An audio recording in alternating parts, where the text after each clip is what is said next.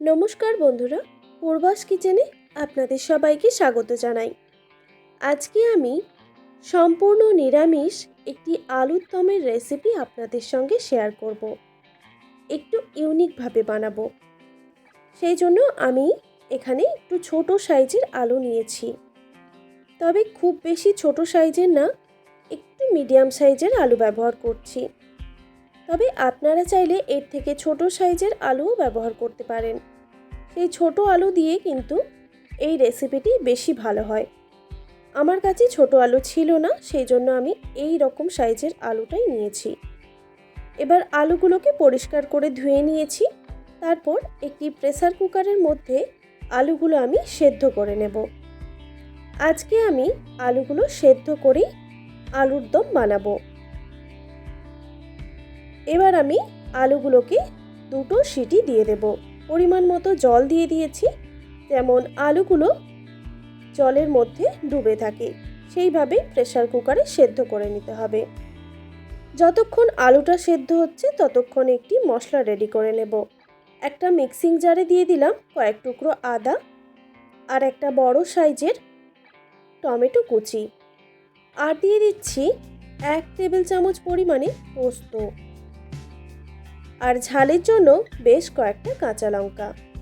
তবে ঝালটা আপনারা অবশ্যই কম বেশি করে নেবেন। এবার সামান্য পরিমাণে জল দিয়ে একটা মিহি পেস্ট বানিয়ে নিতে হবে। দেখুন বন্ধুরা, মশলাটা আমি বেটে নিয়েছি, একদম ফাইন পেস্ট হয়ে গেছে। এবার মশলাটাকে সাইডে সরিয়ে রেখে দিলাম, আর এই দিকে দেখুন আলুগুলো সেদ্ধ হয়ে গেছে। এবার আমি আলুগুলো থেকে জল ঝারিয়ে একটি পাত্রে রেখে দেব। আলুগুলো ঠান্ডা করে নিতে হবে এবার, তারপরে খোসাটা আমি ছাড়িয়ে নেব। আলুগুলো হাত দিয়ে ধরা যায় সেই রকম ঠান্ডা করে নিয়েছি। এবার আমি আলুগুলো খোসা ছাড়িয়ে নিচ্ছি।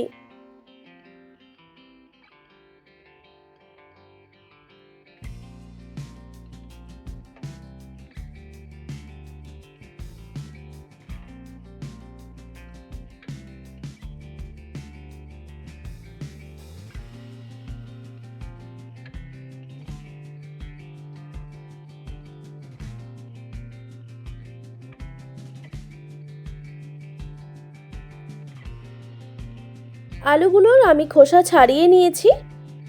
এবার আমি একটি কাঁটা চামচ নিয়েছি। কাঁটা চামচের সাহায্যে এইভাবে আমি গেঁথে দিচ্ছি।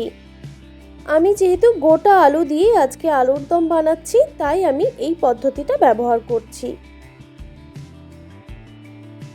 আর আলুগুলো একটু বড় সাইজের ছিল, সেই জন্য এইভাবে কিন্তু কাঁটা চামচের সাহায্যে একটু গেঁথে দিলে আলুর মধ্যে মশলাগুলো ভালোভাবে ঢুকবে।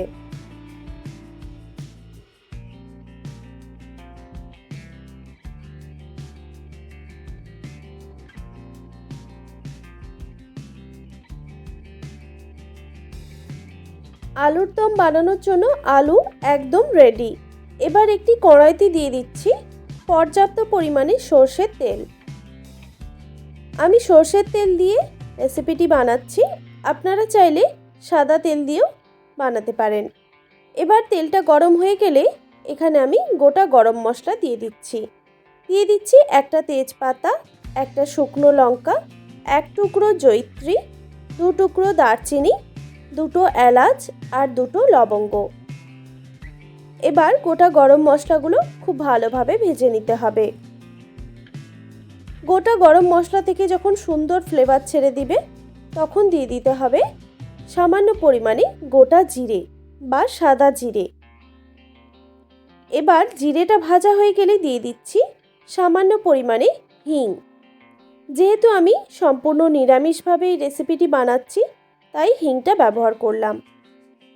এরপর মিক্সিতে বেটে রাখা মশলাটা এখানে দিয়ে দিচ্ছি, আর মিক্সির মগ ধোয়া সামান্য পরিমাণে জলও দিয়ে দিলাম। বন্ধুরা, হিংটা যদি আপনারা ব্যবহার করতে না চান, তাহলে এটা স্কিপও করতে পারেন। আর যদি পেঁয়াজ রসুন দিয়ে এই রেসিপিটি বানান, তাহলে সেক্ষেত্রে আর হিঙের প্রয়োজন পড়বে না। এবার মশলাটাকে একটু কষিয়ে নিতে হবে।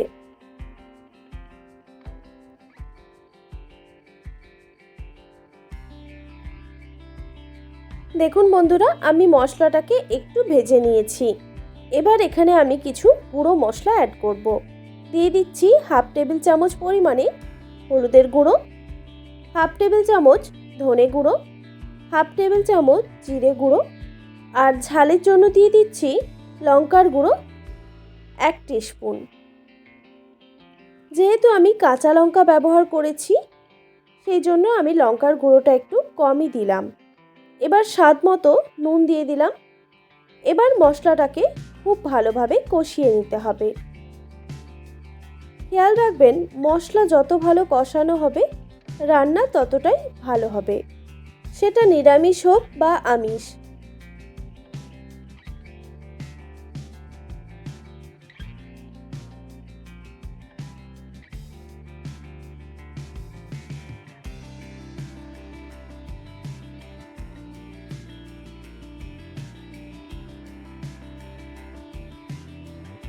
দেখুন বন্ধুরা, মশলাটা সুন্দরভাবে কষানো হয়ে গেছে, মশলা থেকে তেল ছেড়ে দিয়েছে।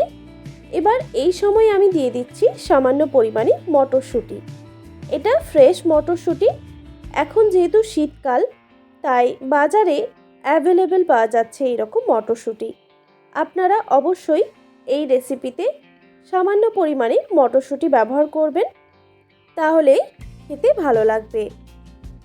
এবার মটরশুঁটি দেওয়ার পর আমি একটু ভেজে নিয়েছি। আর এইদিকে দেখুন, বেশ কিছুটা পরিমাণে ধনেপাতা কুচি নিয়েছি। খুব মিহি করে আমি ধনেপাতাটা কুচিয়ে রেখেছিলাম। ধনেপাতা কুচি দিয়ে দিলাম বেশ কিছুটা পরিমাণ, আর খুবই সামান্য পরিমাণে ধনেপাতা আমি রেখে দিয়েছি, সেটা পরে ব্যবহারের জন্য। ধনেপাতা দেওয়ার পর আবারও মশলাটাকে একটু কষিয়ে নিতে হবে।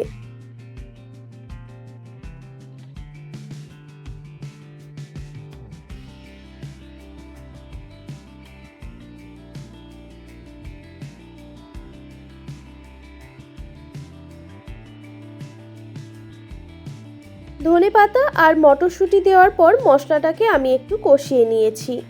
মশলা থেকে তেল ছেড়ে দিয়েছে। এবার আমি সেদ্ধ করে রাখা আলুগুলো এখানে দিয়ে দিচ্ছি। এবার মশলার সঙ্গে খুব ভালোভাবে কষিয়ে নিতে হবে।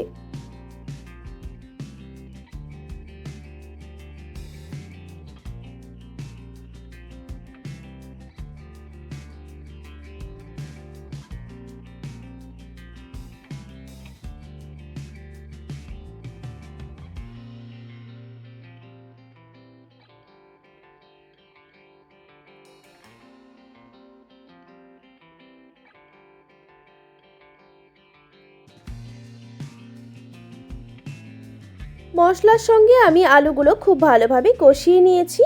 বন্ধুরা, আপনারা যদি এরকম শুকনো আলুর দম পছন্দ করেন, তাহলে এইভাবেই আপনারা বানিয়ে নিতে পারেন। তো আমি গ্রেভি বানাবো, সেই জন্য আমি পরিমাণ মতো উষ্ণ গরম জল দিয়ে দিচ্ছি। যে কোনো রান্নাতে হালকা গরম জল ব্যবহার করলে রান্নার স্বাদ ও গন্ধ দুটোই ভালো আসে। জল দেওয়ার পর ভালোভাবে মিক্স করে নিতে হবে। তারপর গ্যাসের ফ্লেমটা হাই করে দিয়ে জলটাকে খুব ভালোভাবে ফুটিয়ে নিতে হবে। জলটা দেখুন ফুটে এসেছে। তারপর আবারও ভালোভাবে নাড়াচাড়া করে দিতে হবে।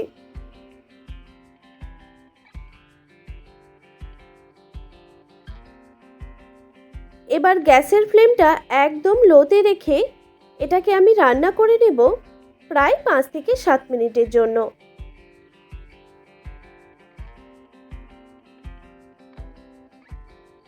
5 থেকে 7 মিনিট গ্যাসের ফ্লেমটা লোতে রেখে আমি ফুটিয়ে নিয়েছি। দেখুন সাইড থেকে তেল ছেড়ে দিয়েছে।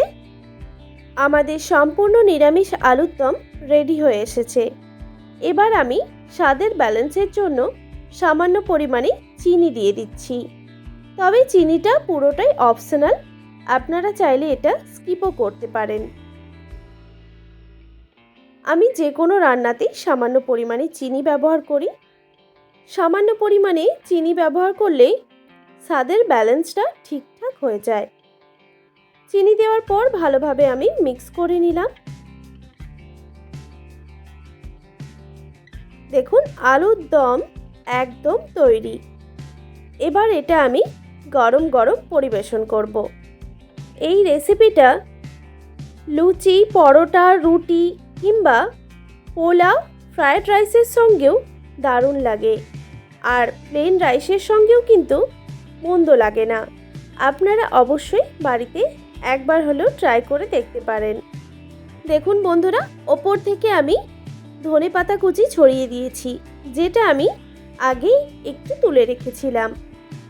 আশা করি আজকের রেসিপি আপনাদের ভালো লেগেছে। আর ভালো লেগে থাকলে অবশ্যই একটি like, comment, share and subscribe করে দেবেন। আর পাশে থাকা বেল আইকনটিও প্রেস করে দেবেন। তাহলে নিত্য নতুন রান্নার ভিডিওগুলি আপনাদের কাছে পৌঁছবে। ভালো থাকবেন, সুস্থ থাকবেন। দেখা হচ্ছে নতুন কোনো রেসিপি নিয়ে। আর এতক্ষণ আমার সঙ্গে থাকার জন্য আপনাদের সবাইকে অনেক ধন্যবাদ।